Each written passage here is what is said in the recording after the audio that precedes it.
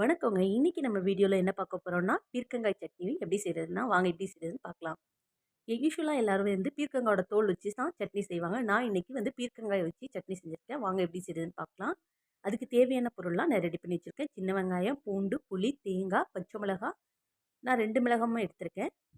கொத்தமல்லி இருந்தா தேவையான அளவு எடுத்துக்கலாம். கொத்தமல்லி ஆப்ஷனல் தான். இப்ப ஒரு பாத்திரத்த வச்சு பாத்திரம் நல்லா சூடானதும் ஒரு 3 டேபிள் ஸ்பூன் வந்து எண்ணெய் ஊத்திட்டு, எண்ணெய் நல்லா காஞ்சதும் இதில வந்து நம்ம கடலைப்பருப்பு எல்லாம் சேர்க்கறதுனால வந்து பெருங்காயம் சேர்த்துக்கலாம். பெருங்காயம் சேர்த்ததுக்கப்புறம் கடலைப்பருப்பு ஒரு 1 1/2 ஸ்பூன், உளுந்தம்பருப்பு ஒரு 1 1/2 ஸ்பூன் போட்டு நல்லா பொன்னிறம் ஆனதுக்கப்புறம் நம்ம ஒவ்வொரு பொருளா சேர்த்துக்கலாம். ஃபர்ஸ்ட்டு வந்து பூண்டு, சின்ன வெங்காயம் சேர்த்து நல்லா வதக்கிக்கலாம். வெங்காயமும் பூண்டு நல்லா வதங்கணும்.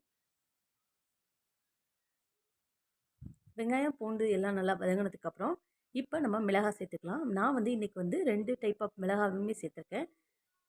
யூசுவலாக வந்து பச்சை மிளகாவும் நல்லாயிருக்கும், வரமிளகாவும் நல்லாயிருக்கும். 2ம் சேர்த்து செஞ்சாலும் இன்னும் டேஸ்ட்டாகவே இருக்கும். நான் அதனால் 2மே சேர்த்து செஞ்சுருக்கேன். இதோட டேஸ்ட் வந்து கொஞ்சம் வித்தியாசமாக சூப்பராக இருக்கும். இப்போ வந்து வெங்காயம், பூண்டு எல்லாம் நல்லா வதங்கினதுக்கப்புறம் இப்போ வந்து நம்ம பீர்க்கங்காவை சேர்த்துக்கலாம். பீர்க்கங்காய் சேர்த்து பீர்க்கங்காயோட கலர் மாறுற வரைக்கும் நல்லா வதக்கி எடுத்துக்கலாம். பாருங்கள், உங்களுக்கு பார்க்குறப்பே தெரியும். நல்லா வதங்கினதுக்கப்புறம் இப்போ வந்து நான் கொஞ்சம் ஒரு 4 டேபிள் ஸ்பூன் அளவு தேங்காய் சேர்த்துருக்கேன். இதில் வந்து தேங்காய் நம்ம சேர்த்தா தான் வந்து சட்னி வந்து ரொம்ப டேஸ்ட்டாக இருக்கும். நான் பல்லாக எடுத்து சேர்த்துருக்கேன். நீங்கள் துருவி கூட எடுத்துக்கலாம். சேர்த்துட்டு புளியையும் சேர்த்து நல்லா வதக்கி எடுத்து ரெடி பண்ணிக்கலாம். இப்போ வந்து கொத்தமல்லி வந்து ஆப்ஷனல் தான், இருந்தால் சேர்த்து நல்லா வதக்கிக்கோங்க.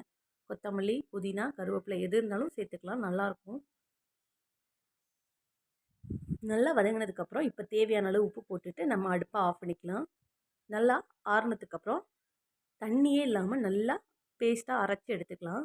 இதில் வந்து கடலப்பருப்பு, உளுந்தம்பருப்பு எல்லாம் போட்டிருக்கிறதுனால இந்த சட்னியோட டேஸ்ட் வந்து கொஞ்சம் சூப்பராக இருக்கும். கொஞ்சம் கொர கொரன்னு இருக்கும். நம்ம எவ்வளோ தான் பேஸ்ட்டாக அரைச்சிருந்தாலும், நைஸாக அரைச்சிருந்தாலும் அந்த கடலப்பருப்போட டேஸ்ட் வந்து நல்லாயிருக்கும் சாப்பிட்றப்ப. இதில் நம்ம தண்ணியே ஊற்றாமல் நல்லா பேஸ்ட்டாக அரைச்சி எடுத்துகிட்டு எப்பயும் போல் கடுகு, உளுந்தம்பருப்பு, கருவேப்பிலை போட்டு தாளித்து எடுத்துக்கலாம். இதை வந்து இட்லி கூட சாப்பிட்றப்ப வந்து ரொம்பவே சூப்பராக இருக்கும். கண்டிப்பாக வந்து ட்ரை பண்ணி பார்த்துட்டு உங்களோட கமெண்ட்ஸை சொல்லுங்கள். யூசுவலாக வந்து சின்ன பிள்ளைங்கள்லாம் வந்து பீர்க்கங்காய் வந்து சாப்பிட மாட்டாங்க. நம்ம இந்த மாதிரி சட்னியாக செஞ்சு கொடுக்குறப்ப கண்டிப்பாக சாப்பிடுவாங்க. ட்ரை பண்ணி பார்த்துட்டு உங்களோட கமெண்ட் சொல்லுங்கள். பிடிச்சிருந்துச்சின்னா லைக் பண்ணுங்கள், கமெண்ட் பண்ணுங்கள். மறக்காமல் நம்ம சேனலை சப்ஸ்கிரைப் பண்ணுங்கள். தேங்க்யூ.